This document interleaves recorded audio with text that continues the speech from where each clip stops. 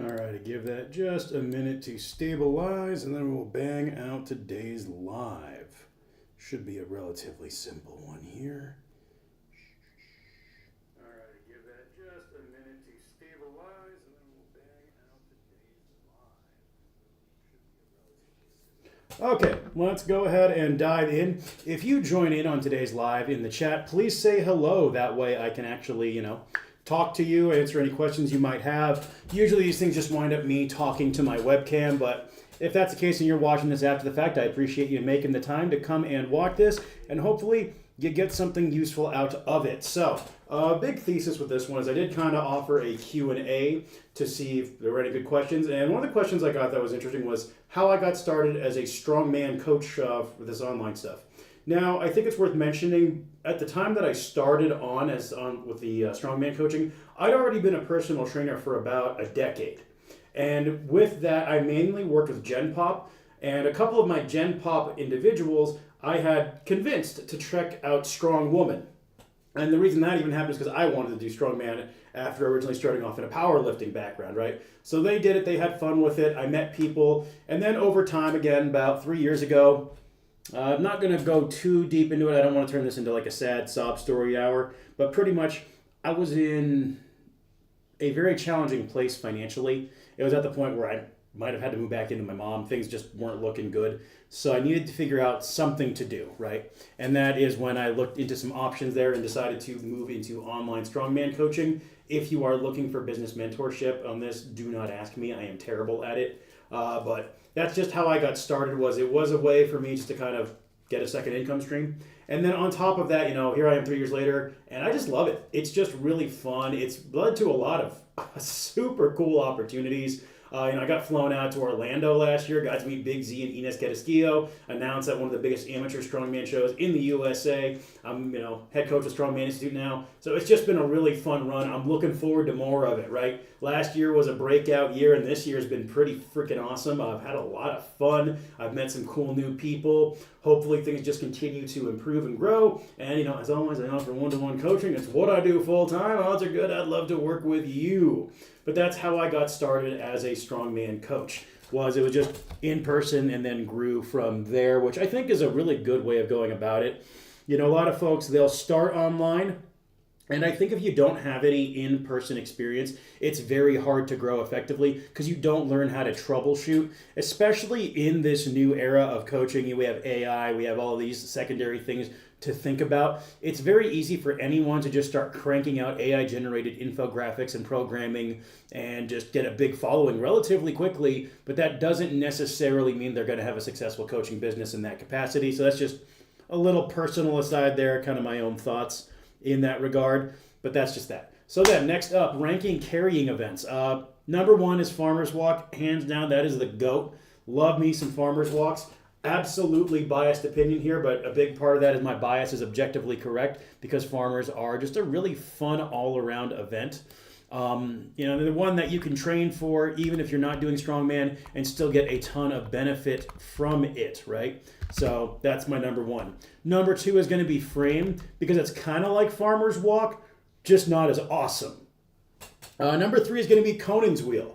Reason why is it's a front Zercher hold, and you guys know me, I love Zercher variations. They're really good. Also, the Conan's Wheel is nice because it's actually pretty safe, right? It's kind of a hard one to hurt yourself on, which I think is really beneficial. You're just going to lock in and go. And I'm actually going to put Zercher yoke next to the Conan's Wheel because they're really analogous to one another. If I had to put one over the other, I'd put the Zercher yoke above the Conan's just because, it's a free implement rather than rotational. Conan's, as much as I like the event, let's be honest, visually it's boring. It's just a very boring event to watch. And I think with Strongman, that is always something we want to think about is spectator friendliness. That's what helps grow the sport. So let me just make that quick adjustment there. Zercher, yoke, then Conan's.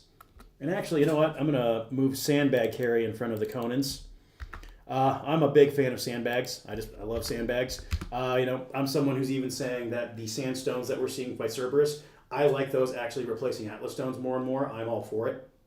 So yeah, we'll go Zercher yoke, then sandbag. Sandbag carry is great because you get the pick, you can drop it, you're not going to destroy the floor, you won't break your toes. Just a really good, fun one. Then we'll go Conan's. Then it's going to be yoke. Reason why yoke is a little further down is it's just one of those ones, sometimes it's hard to find the implement. It can really beat up the neck and the shoulders and the low back. So it has a really large, shall we say, orthopedic cost. It's one that if you're not doing strongman, I genuinely do not believe you should be doing yoke runs. I think there are other variations, strongman adjacent, that a powerlifter, for example, could get a lot more benefit from than a yoke run. Then after the yoke, we're going to put down kegs. Reason why, I just don't like kegs that much. That's all. There's nothing really strong about it. I think a sandbag is more awesome.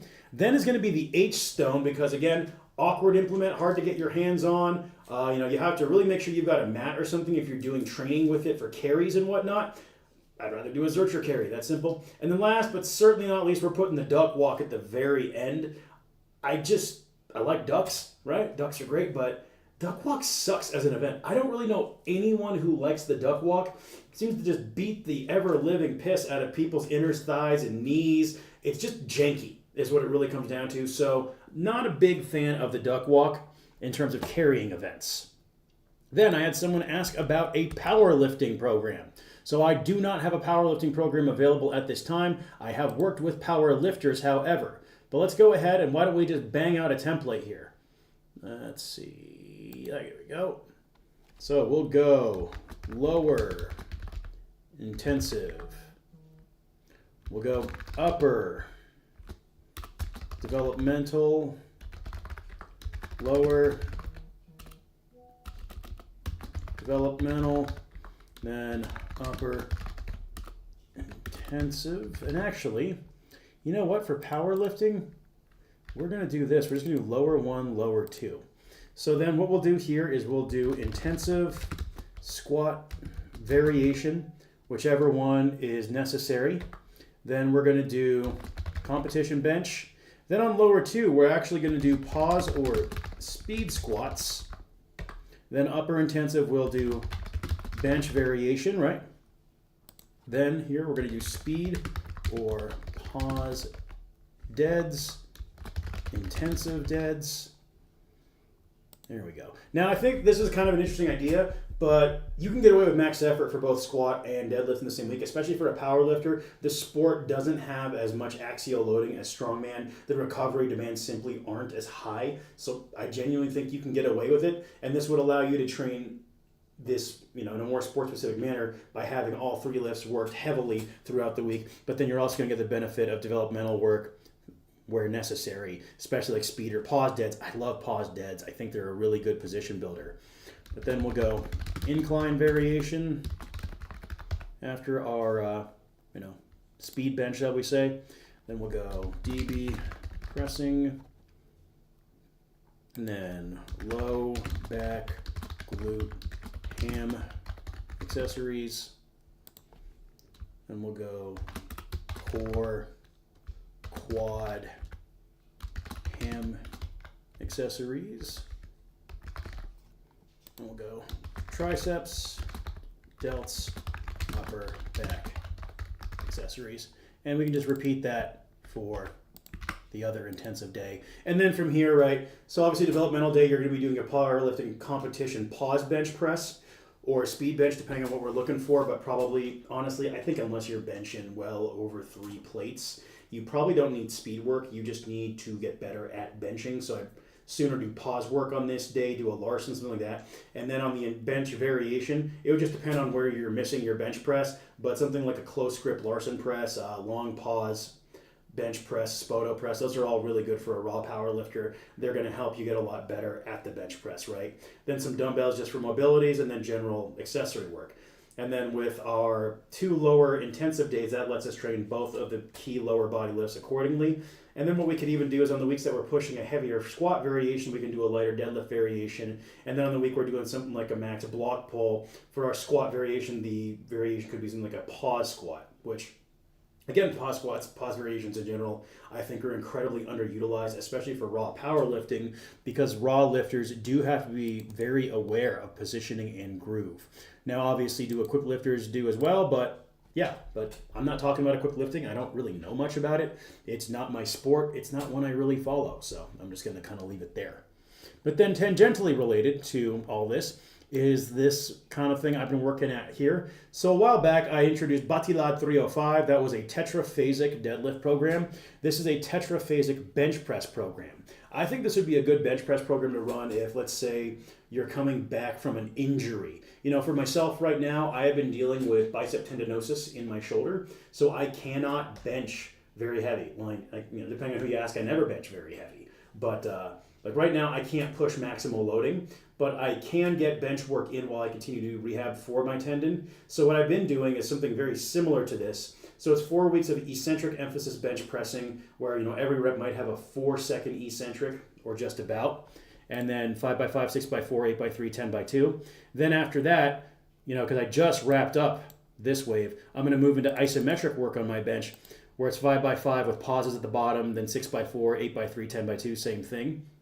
And then from there, I can move into a speed strength phase where I have 2 percentage options here. This one, 55% would mean I'm adding somewhere around 10 to 15% accommodating resistance, such as chains or bands. With me, it's probably going to be chains. I like chains more than bands. And the reason why is it's a strictly personal preference. Whereas if I didn't have access to chains or bands, I'd just move that up to 60% instead. And then you see we just move across the same wave for those 3 weeks. But then in the final block, we actually move to just straight weight, starting with 5x5 at 70%, 5x4 at 75%, 4x3 at 80%, 3x2 at 85%. And this is just a 1 day a week frequency, and then I'd be doing some other benching or incline pressing on the other day, which is what I am doing right now, because again, I'm still very focused on my overhead press, but I'm in a position, luckily, as I continue to rehab, I actually can bench press a bit more. So this tetraphasic approach has been treating me pretty nicely, I will say. So I'm looking forward to seeing what it can do for me. So again, if you're coming off of some shoulder pain, discomfort, and whatnot, and you've got 16 weeks, you could consider giving this a shot. But I'm going to go ahead, give this a minute to catch up. If there are any questions, go ahead and ask them now. Otherwise, I am going to dip ski. Maybe just a few to catch up.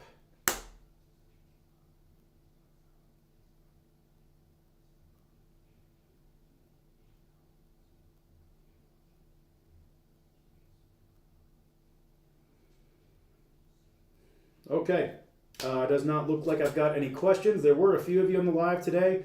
Again, please say hi when you join me on the lives. I'd really appreciate it. But yeah, been fun talking to my webcam and to the few of you who showed up. I appreciate you. Hope you all have a great rest of your day and Sunday ahead. I'll see you next time. Bye for now.